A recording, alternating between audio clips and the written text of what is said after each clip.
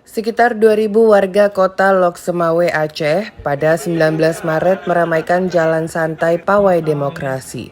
Sebagai bagian dari upaya Panitia Pengawas Pemilihan atau Panwaslih Lok Semawe bersama pemerintah kota Lok Semawe, memperkenalkan 24 partai politik yang akan berkontestasi sebagai peserta pada pemilu 2024.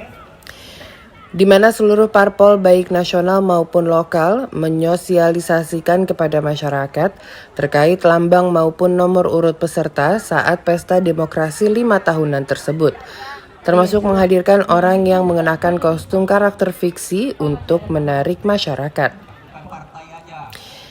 Para pimpinan parpol pun berikrar di depan masyarakat untuk menyukseskan pemilu secara damai dengan menandatangani papan yang tersedia.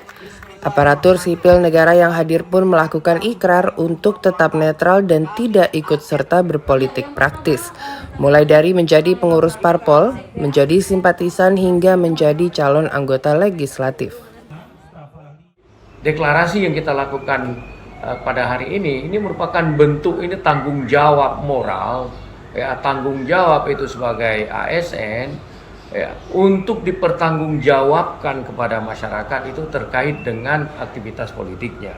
Untuk memperkenalkan itu kepada seluruh masyarakat dalam bentuk jalan santai, kemudian launching, kemudian ikrar seluruh partai politik untuk menyukseskan pemilu dan ikrar netralitas ASN yang tetap harus dijunjung tinggi dalam pemilu tahun 2024.